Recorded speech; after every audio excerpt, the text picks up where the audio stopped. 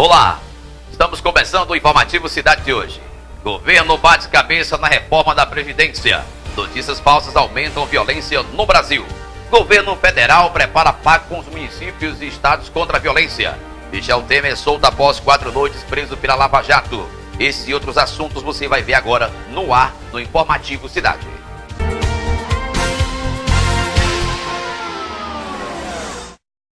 Notícias falsas aumentam a violência no Brasil.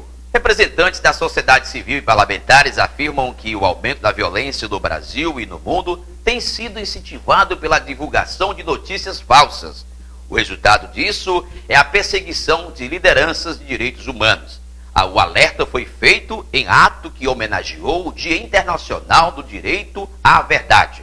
O Dia Internacional do Direito à Verdade é celebrado todo dia 24 de março desde 2010. Proclamado pela Assembleia Geral da ONU, é uma homenagem ao arcebispo de El Salvador, Oscar Arnulfo Romero Galdames, assassinado em 1980. O dia foi lembrado em ato na Câmara dos Deputados, em Brasília, nesta segunda-feira.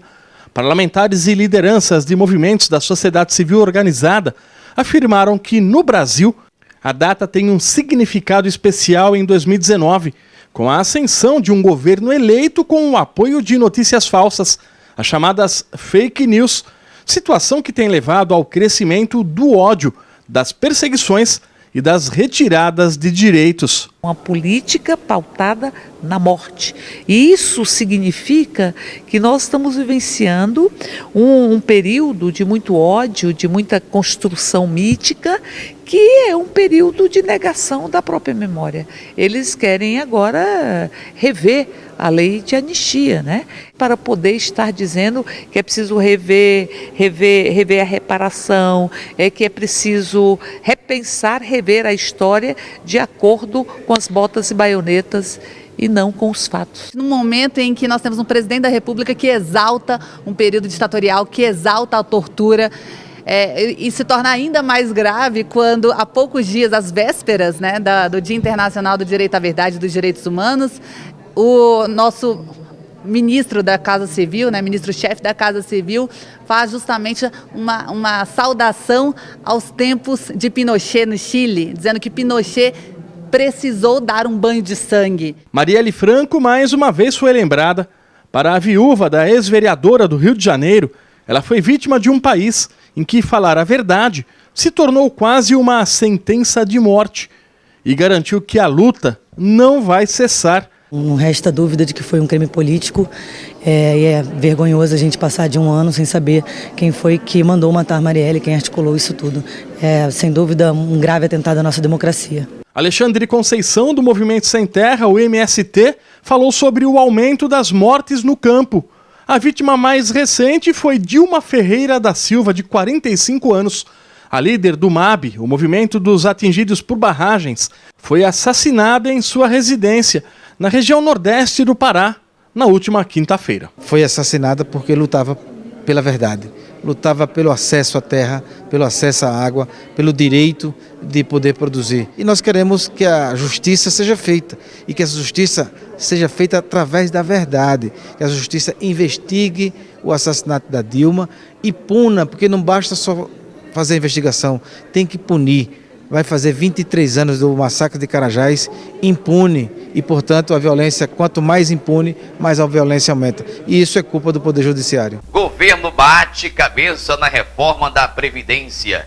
Enquanto milhares de brasileiros saem às ruas na sexta-feira contra a reforma da Previdência, o governo Bolsonaro mostrou seu disparo. No momento, destaca José Lopes Feijó. O que mais chama a atenção é a falta de unidade e os desentendimentos entre aqueles que até recentemente eram aliados do governo. Nesta troca de, digamos, farpas, Rodrigo Maia disse que cabe a Bolsonaro encontrar os votos para produzir a reforma da Previdência. Aparentemente, eles estão em desentendimento. Aparentemente, Rodrigo Maia joga para um governo desastrado a obrigatoriedade de conseguir os votos para uma reforma da Previdência que a população brasileira rejeita, pelos prejuízos que ela trará a parte mais pobre da população, a classe trabalhadora e prejuízo geral à sociedade. Mas eu não me iludo. E não deve se iludir o povo brasileiro. Isso passa. E eles tenderão, por pressão do próprio mercado, que quer a reforma da Previdência para se apossar dos recursos da classe trabalhadora, acabarão se entendendo para fazer a tal reforma. Onyx Lorenzoni, numa frase que desagradou enormemente o povo chileno, chegou a dizer que no Chile, para implantar essas reformas, Pinochet promoveu um verdadeiro banho de sangue nas ruas. Seria isto uma ameaça ao povo brasileiro para que não se atreva a reagir contra essa reforma? Bem, desse governo, todo e qualquer descalabro pode ser esperado. Mas o importante é que a população não se intimida. Na sexta-feira passada, no Brasil inteiro, em mais de 120 cidades, milhares de trabalhadores e trabalhadoras foram às ruas num grito de protesto contra a reforma da Previdência. E já anunciam que farão, se preciso, uma greve geral para impedir essa reforma. Só a luta popular, só a mobilização social poderá impedir que este governo cometa os desastres que anuncia para a sociedade brasileira. Aprofundamento da reforma trabalhista, a partir da carteira verde-amarela, que levará os trabalhadores brasileiros à informalidade, como anuncia Jair Bolsonaro, e uma reforma da Previdência, que tem o objetivo de desamparar a população, empobrecer a classe trabalhadora e mandar recursos, gordos recursos da Previdência, para o sistema bancário, para o sistema financeiro, para aqueles que sempre lucraram no país. Michel Temer solto após 4 noites presos pela Lava Jato. O ex-presidente Michel Temer foi solto na noite de ontem, 25 de março, após uma decisão judicial do desembargador Antônio Ivan Atier, do Tribunal Regional Federal da 2ª Região, TF2. Também foram soltos o ex-ministro de Minas e Energia, Moreira Franco, e mais 6 pessoas. O habeas corpus vale para o ex-presidente Michel Temer, para o ex-ministro de Minas e Energia, Moreira Franco, para o coronel João Batista Lima Filho, a mulher dele, Maria Rita Fratesi, e mais 3 outros presos da Operação Descontaminação, um desdobramento da Lava Jato que apura crimes de corrupção nas obras da usina Angra 3 e na empresa estatal Eletronuclear. O desembargador Antônio Ivan Atier, do Tribunal Regional Federal da 2ª Região, antecipou a decisão que seria analisada depois de amanhã por ele e mais 2 desembargadores da primeira turma especializada. Argumentou que, a princípio, havia deixado a análise para a próxima quarta, porque todos os pedidos foram feitos até o final da tarde de sexta e não havia tempo de decidir com segurança. Mas, no fim de semana, ele conseguiu ler todos os documentos e tomar a decisão, mesmo que liminar. Não há prazo para o colegiado voltar a discutir a questão. No despacho, o magistrado elogia o juiz Marcelo Bretas, que determinou as prisões da última quinta-feira, e ressalta não ser contra a Lava Jato e que também quer ver o país livre da corrupção que o assola, mas afirma que sem observância das garantias constitucionais asseguradas a todos, não há legitimidade ao combate a essa praga.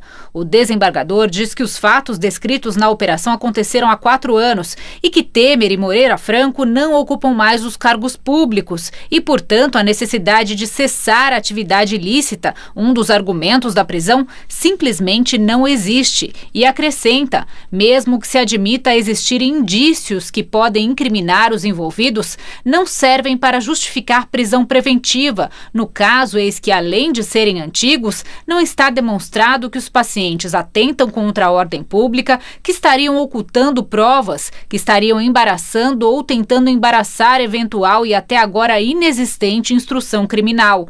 Ivan Atier afirma ainda que é absolutamente contrária às normas legais prisão antecipatória de possível pena. No fim de semana, a desembargadora plantonista do TRF2, Simone Schreiber, já havia concedido habeas corpus para 2 presos temporários da Operação Descontaminação, Rodrigo Castro Alves Neves e Jorge Zimmermann. Ela citou o entendimento do Supremo Tribunal Federal que prevê que prisões cautelares não podem ser usadas para levar acusados a interrogatórios. Na decisão que mandou o ex-presidente para a prisão, o juiz da Lava Jato do Rio, Marcelo Bretas, diz que Temer é o chefe de uma organização criminosa que desviou 1 bilhão e 800 milhões de reais dos cofres públicos ao longo de 40 anos. Os procuradores dizem que Temer será denunciado por lavagem de dinheiro, corrupção e peculato. O ex-presidente sempre negou as acusações. O governo federal se prepara para lançar um plano de enfrentamento aos crimes violentos em 5 municípios idealizados pelo ministro da Justiça e Segurança Pública, Sérgio Moro. O projeto piloto foi tema de debate na manhã desta terça-feira, 26, entre Moro e os ministros da Educação, Ricardo Vélez, da Cidadania, Osmar Terra, e do Desenvolvimento Regional, Gustavo Canuto. A intenção é que o plano seja colocado em prática no início do segundo semestre. Apenas 2,83% desses dispositivos eletrônicos estão relacionadas à utilização para coibição de violência doméstica. E o que nos chamou a atenção é que houve uma queda de 2015 para 2017. Em 2015, os dados que nós tínhamos eram cerca de 4,21%, e já para esse ano de 2017, né, o último dado disponível, nós temos aqui 2,83%. Então, a ideia é, em conjunto com o Ministério da Mulher, avaliar essa política pública e buscar incentivar a utilização mais ampla desse instrumento de proteção da mulher em casos de violência doméstica. E, igualmente, também disseminar a utilização do chamado botão do pânico, né, que seria também um dispositivo eletrônico para a mulher poder utilizar para chamar, seja isso através de um aplicativo de celular, ou seja, de um dispositivo eletrônico, para que ela possa também ser avisada de eventual proximidade de um agressor à sua residência ou no local onde ela se encontre, e poder também comunicar rapidamente às forças de segurança para essa atuação. Então, esse convênio tem esse objetivo específico, além de outras medidas relacionadas aí a políticas públicas de prevenção à violência doméstica.